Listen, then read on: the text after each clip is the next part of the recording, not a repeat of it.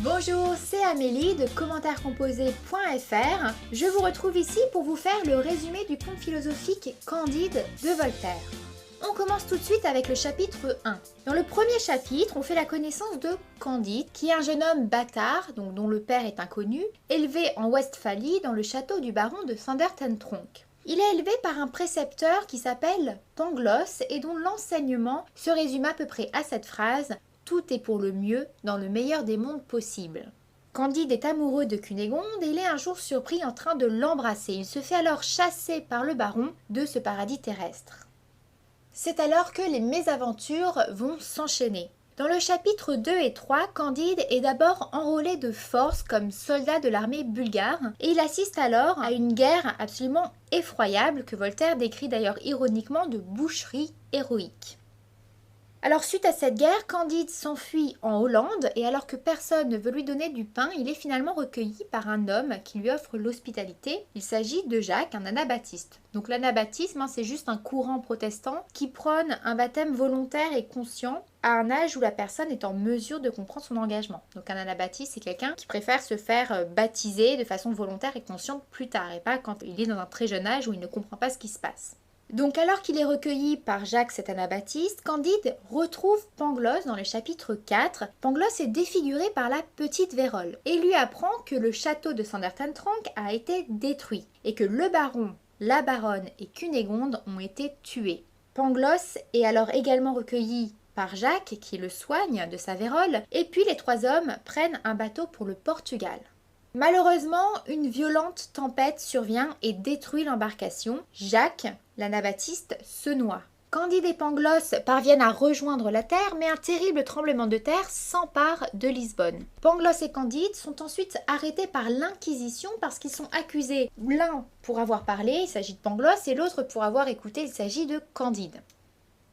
Dans le chapitre 6, un auto-da-fé a lieu pour empêcher la terre de trembler de nouveau. Donc Pangloss et Candide ont été arrêtés, Pangloss est pendu et Candide est fessé en cadence. Après avoir purgé sa peine, Candide rencontre alors une vieille femme qui l'emmène chez lui, qui le soigne puisqu'il est très blessé par ses fessées. Et au bout de quelques jours, cette femme le met en contact avec Cunégonde.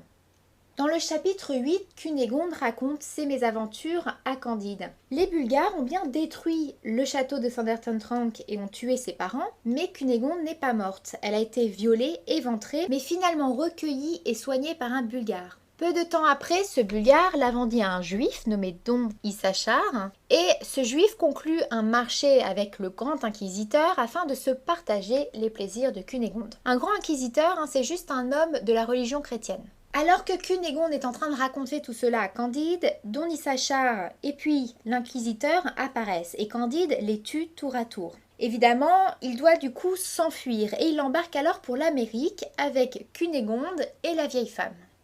Dans les chapitres 11 et 12, la vieille femme qui les avait recueillis et qui donc fuit avec eux leur raconte son histoire. Elle leur explique qu'elle est fille d'un pape et d'une princesse et qu'elle a grandi dans le luxe et le confort. Mais lors d'un voyage en mer avec sa mère quand elle était adolescente, elle fut attaquée par des corsaires qui les emmenèrent au Maroc. À leur arrivée, les corsaires furent attaqués par des ennemis, la mère fut écartelée lors de la bataille où les deux camps s'entretuèrent. La vieille femme fut vendue de sérail en sérail et eut même une fesse mangée par ses maîtres à un moment de sa vie.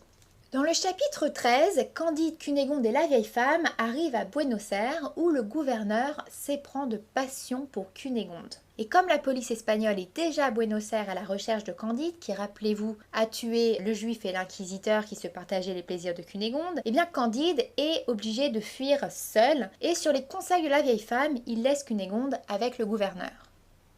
Candide donc s'enfuit en compagnie de son valet Cacambo et il rend visite aux jésuites du Paraguay. Et là, surprise, au Paraguay, il retrouve le frère de Cunégonde. Candide lui apprend que sa sœur Cunégonde est vivante, qu'elle a survécu au massacre du château et qu'il souhaite l'épouser. C'est alors que le frère de Cunégonde s'oppose violemment à ce mariage, si bien que Candide le tue et s'enfuit une fois de plus avec son valet. Dans le chapitre 16, Candide et son valet Cacambo évitent de peu d'être mangés par des sauvages oreillons et ils parviennent dans le chapitre 18 au pays d'Eldorado. Donc ce chapitre 18, c'est une petite utopie dans laquelle Voltaire nous montre un pays merveilleux. Vous pouvez en trouver l'analyse également sur le blog commentairescomposés.fr. Alors, bien que ce pays soit merveilleux, Candide et Cacambo décident de le quitter avec des moutons chargés d'or pour acheter Cunégonde au gouverneur de Buenos Aires. Ayant à peine quitté l'Eldorado, Candide et Cacambo rencontrent un nègre aux portes de la ville de Suriname. Alors ce nègre, c'est une victime de l'esclavage qui a une main et une jambe coupées et il explique à Candide et à Cacambo que c'est comme ça que les esclaves sont traités quand ils se prennent la main au travail et quand ils essayent de fuir, on leur coupe le jarret. Candide pleure et commence pour la première fois à remettre en cause l'optimisme prôné par son maître Pangloss.